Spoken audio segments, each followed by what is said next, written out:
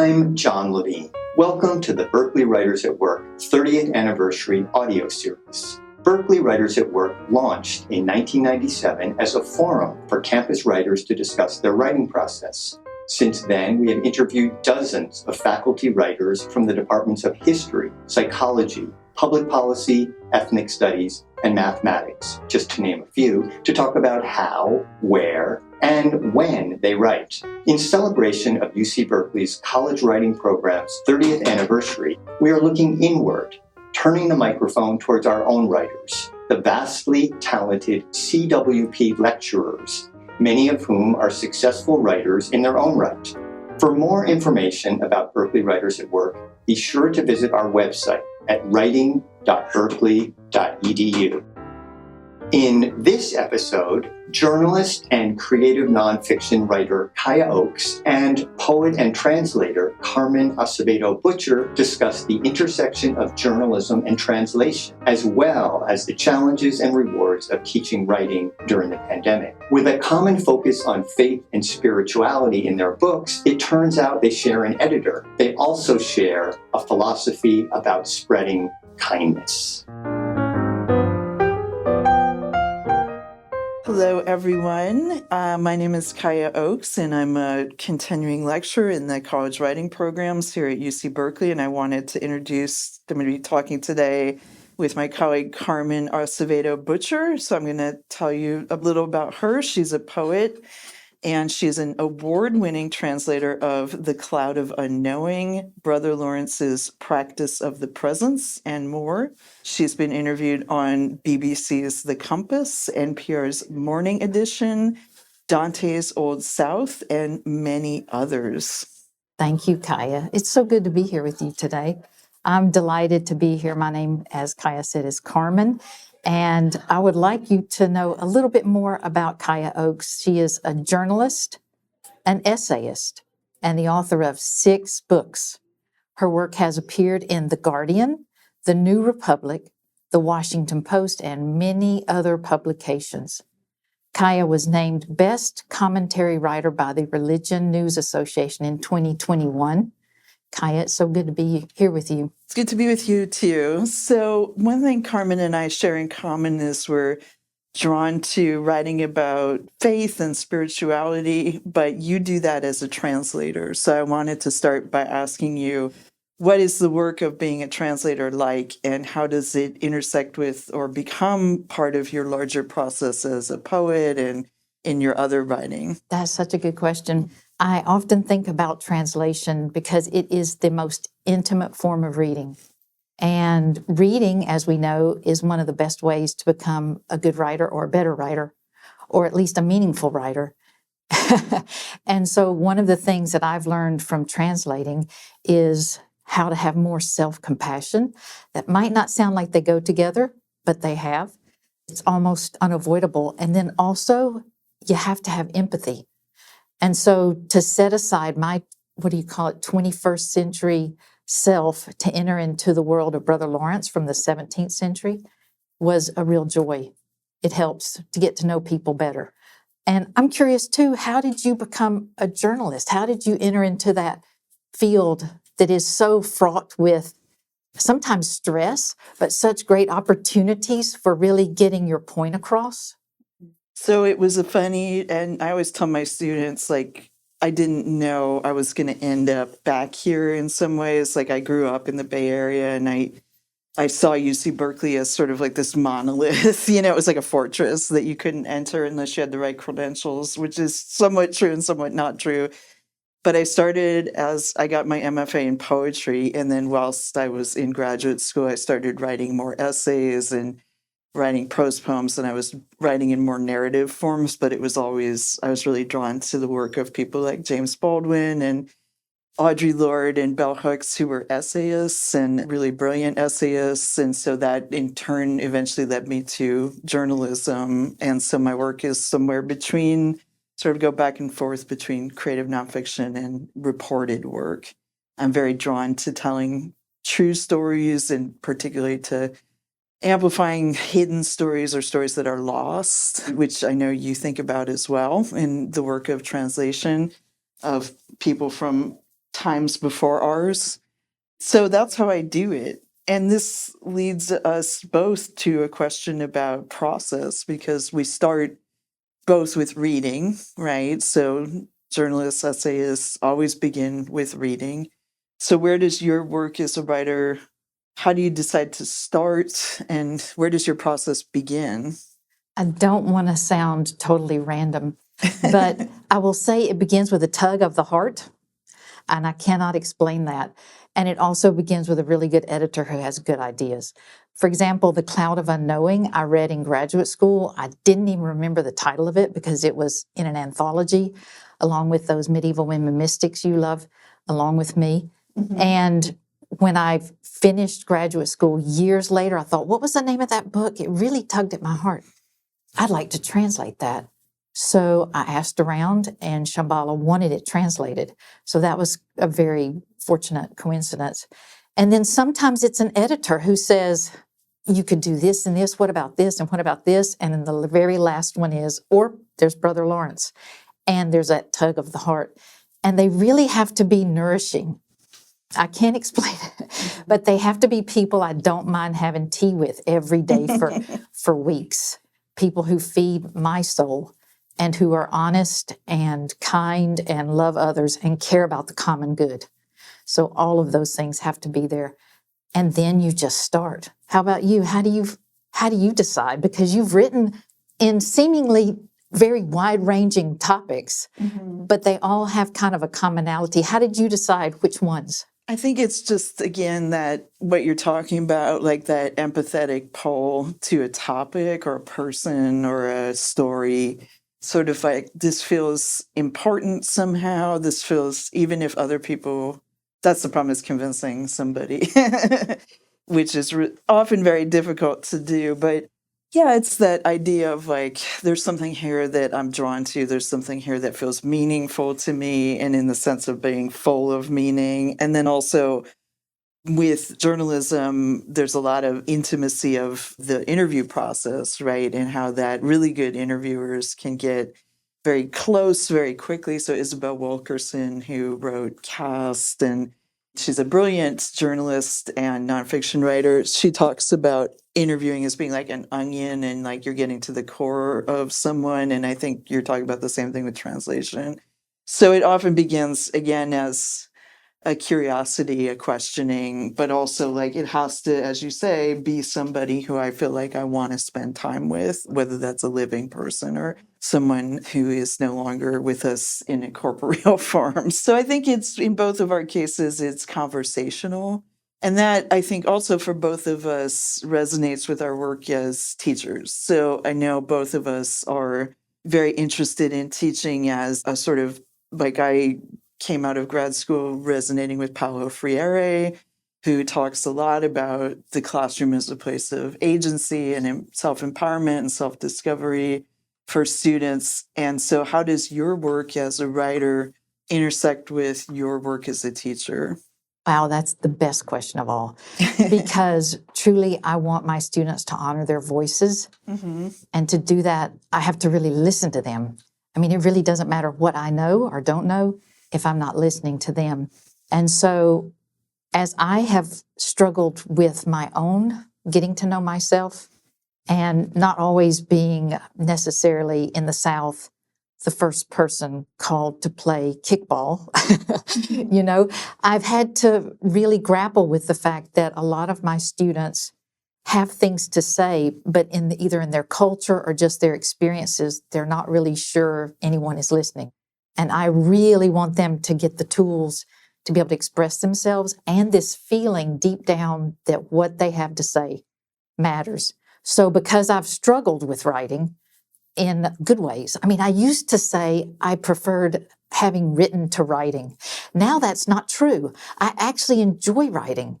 And I always hope for students that they'll get to the point where they enjoy writing.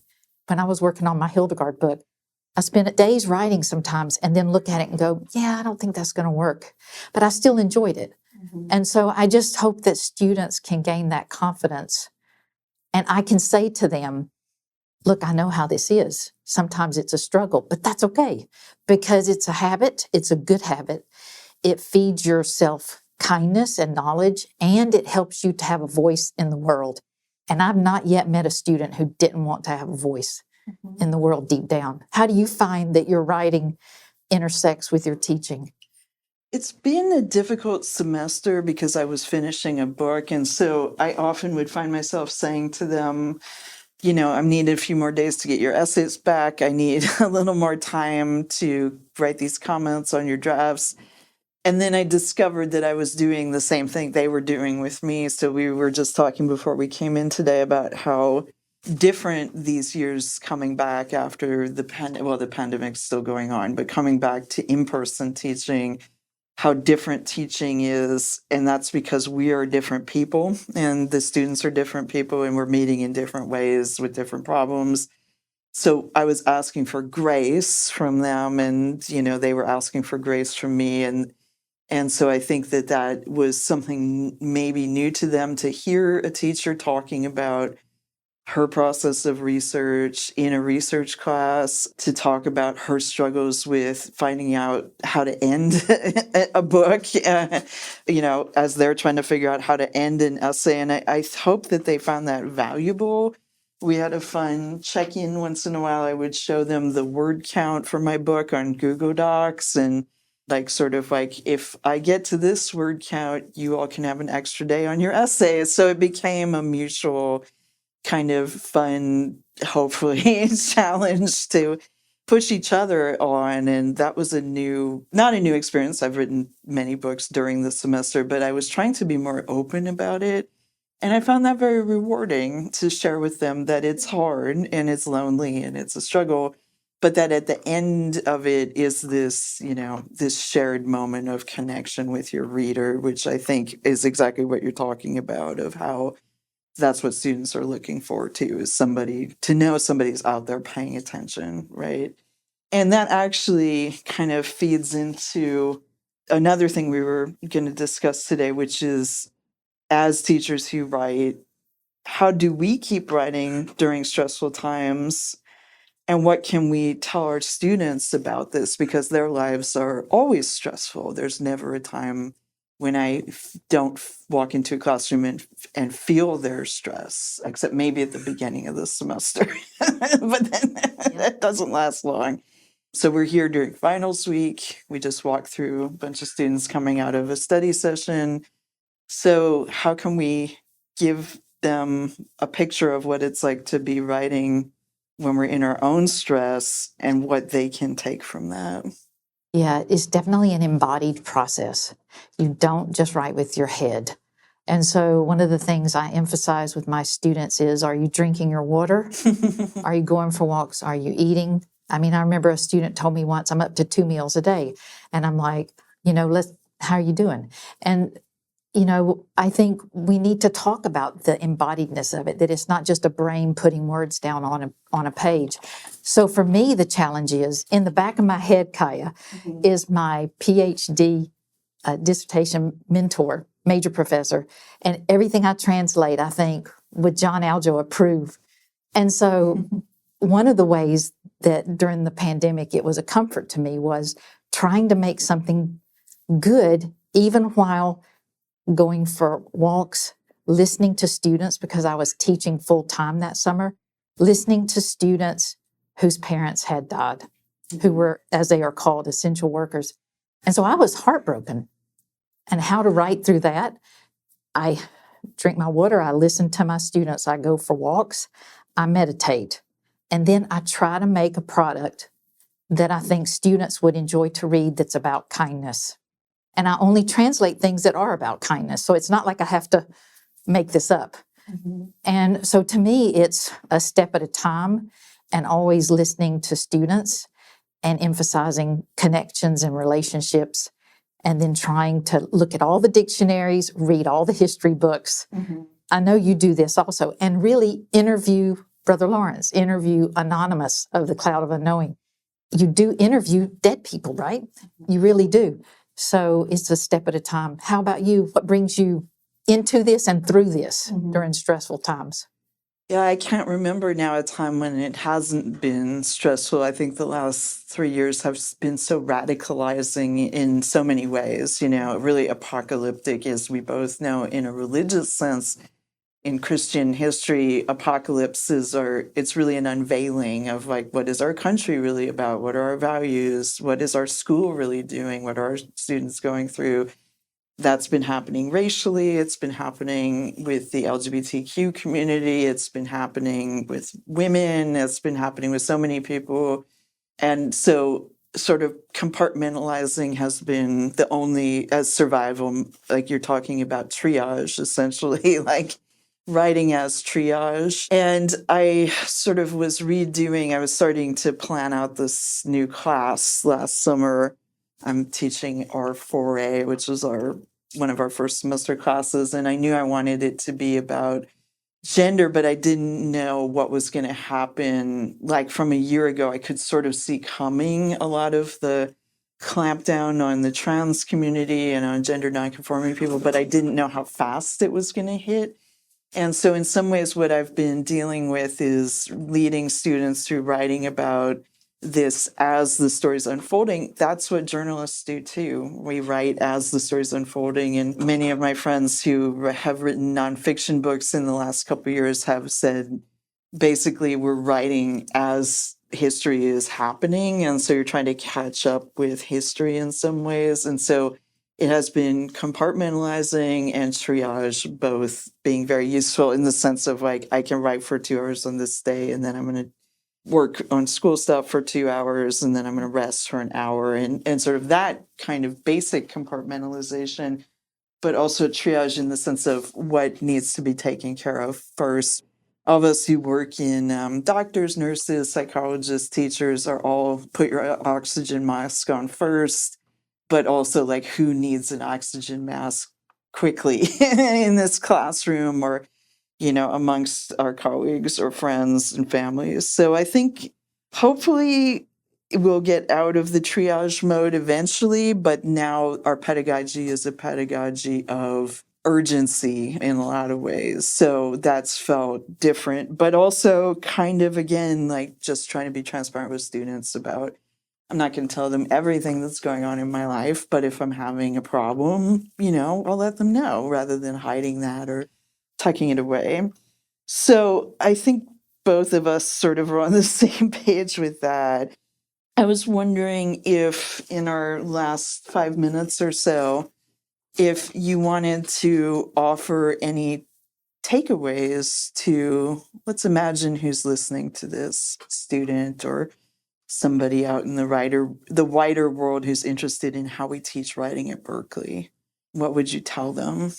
I would tell them read widely and deeply and recursively. I would say write and rewrite and be unafraid of rewriting and be unafraid of what feels like failure, because it will feel like failure. It will. And you just learn that it's just another word for progress. And also believe in yourself. I know that's often said, but I think we need to remind each other of that. And I like what you said, put your own oxygen mask on first. I would tell them, please take care of yourself. A writer can only write when they're taking care of themselves, drinking your water, eating, going for walks, being with friends and family. And I would say never give up. Believe in yourself and never give up. How about you, Kaya? Much the same. And also just remember that there's always somebody who needs what you're writing, right? That's for us, like when you write a book, you don't know who's going to read it other than like your partner, your kids. But your editor's got to read it. They're stuck with it. And we share a wonderful editor, Lil Copen. So shout out to her. But I think, again, like it might feel like no one cares. No one's ever going to, well, I'm going to read it. Your classmates are going to read it. And there's something in there. I'm reading my students' final essays right now. And like there's always something in there that really sticks with me, even if it's just a little sentence or the way that they phrase something like, that's so good. That's so interesting. Thank you for that. So remember to thank people, I think that there's a lot of conversation in pop psychology about gratitude, but it's something we need to practice more in education too, is showing our students our gratitude and also encouraging them to thank one another for helping one another out. And I think all of these things together can really be, make writing it's still stressful, but you feel like there's a light at the end of the tunnel. So all of those things are probably things people can take away. Agree. Yeah. So thank you so much. And I look forward to, of course, continuing to work with you, but of course, looking at what you're going to do next. You also, I know you have a book coming out. When is it coming out? Sometime next year. Okay. And then I'm done for at least I need a couple years to read because I wrote 2 back-to-back. That was almost twins. I mean, yes, it was I really had quick. Twins. I mean, it was really impressive. Yeah. But again, that's why I'm tired. And I know my students are exhausted right now. But I can't wait. So thank you so much. Do you want to say one word about what it's about? Because I'm interested in the topic. It's about the limits of forgiveness. So when do we need to be forgiving and when do we need to say, no, I don't forgive somebody? So hopefully people will be willing to chew on that one. I can't wait. All right. Thanks, Carmen. Thank you. And everybody should check out Carmen's translations. Her most recent one is a translation of Brother Lawrence called Practice of the Presence. And we look forward to hearing what everyone thinks about these interviews. Thank you. Okay. That's it for this episode. Thanks for listening to Berkeley Writers at Work audio series, a production of the college writing programs at UC Berkeley. You can find more information about our program at writing.berkeley.edu. I'm John Levine.